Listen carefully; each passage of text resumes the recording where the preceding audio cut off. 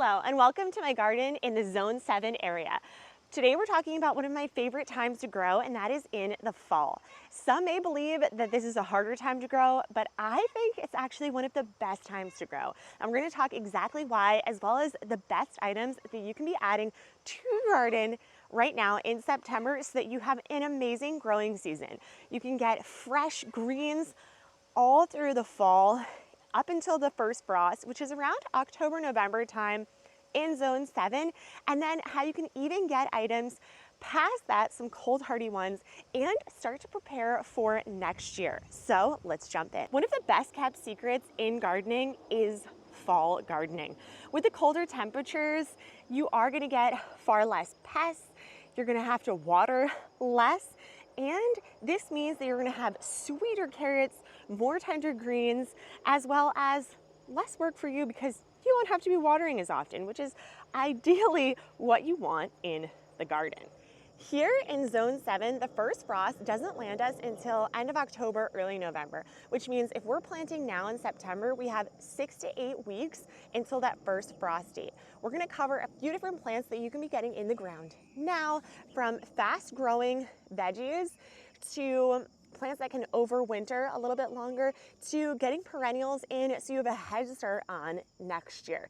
And we're gonna break it all down today. So grab your gloves, grab your shovels, and grab your seeds because we'll be heading straight into the garden to get them in the ground. First up, let's talk our fast growing vegetables. These are going to be plants that are going to be growing in anywhere from 30 to 50 days.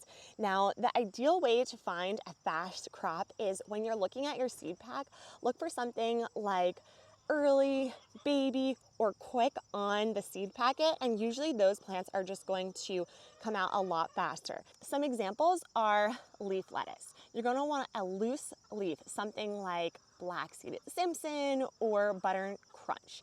You can be seeding these every 7 to 10 days so that you have a continuous amount of lettuce. Now, if your family loves salads or something on the side, this is going to be great and something you can be adding for quite a good amount of time because it comes up so. Next is spinach. Spinach grows super fast and it loves the cooler nights for a much sweeter taste. And then you have some of your root vegetables like radishes are going to be great, and they're going to have a maturing day of around 25 days. So you can get some of those in and then keep them, start to eat those as well, which is going to be yummy. And then we have things like baby bok choy or arugula. These are going to have beautiful flavors that you can add to your salads and are going to be amazing for that fall touch in salads. Next up, let's talk about some of those cold hardy crops. These are things that you can get into the ground now and can handle a light frost. Things like kale, carrots, collards, cauliflower, cabbage, and beets are going to be great. And you're going to notice that some of them, like beets and carrots, are actually going to get a lot sweeter in the colder months. So if you've been growing carrots, maybe you started in the spring to the summer, you're going to notice a much different taste than the carrots that you are actually growing now. And I actually prefer the carrots at this time. In our garden, we add some PVC piping, as you can see here. And what's great about this is in the summer, you can add netting to get rid of insects. You can add shade cloth to help with some of those harsher sunny days. But then you can also add some wrapping around here so you can make some type of tunnel or covering for these cold hardy crops, and it's going to make sure that they can actually go a little bit further into the frost, and you can be harvesting them much longer than you would if they didn't have any type of protection, any type of covering for them. Perennials and overwintering crops are something you also want to be getting in the ground. Things like onions and garlic are going to be great to get in the ground now. They are annual, so they will not come back year after year, but you can get them in the ground now, and they're actually going to thrive.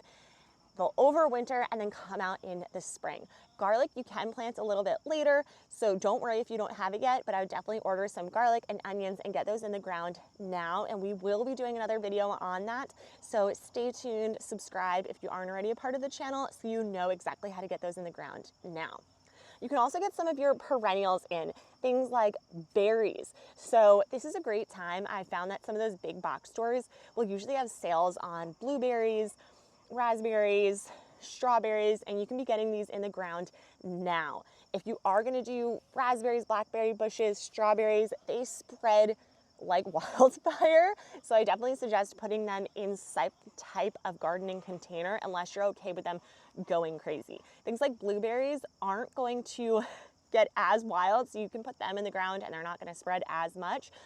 But it's a great time to get them in the ground and less watering than if you were to put them in the spring. And this makes it so that when spring comes next year, you are going to have strawberries and berries galore because your plants are already in the ground and they've had time to actually root, and now they can focus on fruiting come this spring. Another thing you can be adding right now is some of your perennial herbs. Think oregano, thyme, chives. These are things that you can be getting in the ground now still, and it's going to make sure that you have a crop or a harvest for in the spring when it comes.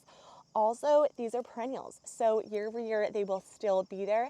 They'll most likely also start exploding in your garden, so I definitely suggest putting them in some type of container as well. Our oregano has gone absolutely crazy. If you're going to do mint, an amazing plant to have, but it spreads like crazy. So definitely make sure that you have these in containers as well, unless you're okay with them infecting your entire garden. In order to make sure that these fall plants are successful, we do want to keep in some tips. First off, make sure that you're using a nice compostable soil.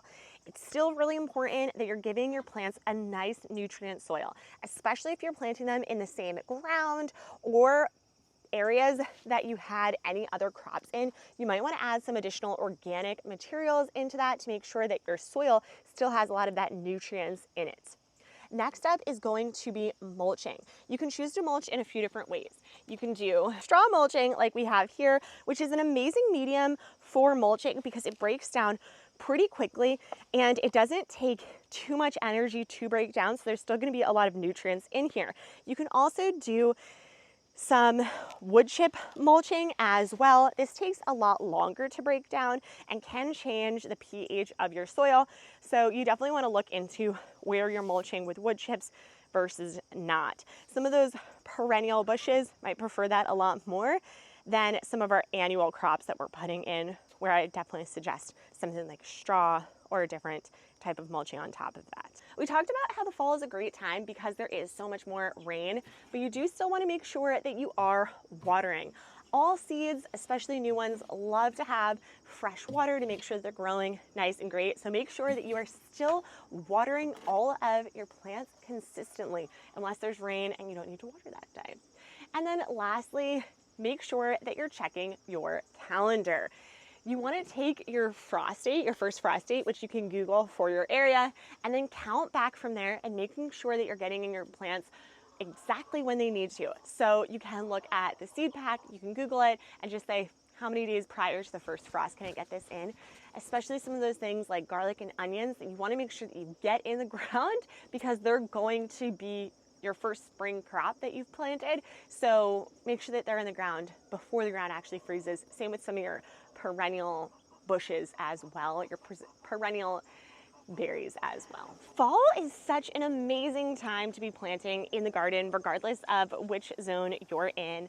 I think it has so many benefits. The cooler weather is going to provide far less bugs, wetter temperatures, and there's still a luxurious amount of plants that you can still grow. You're going to get sweeter carrots, tender greens, and be able to start prepping for next year, so you're working all winter long without doing anything. If this is helpful, definitely make sure that you subscribe to our channel. We love to have new friends come along on our gardening journey, and I'll see you guys again next time. Bye.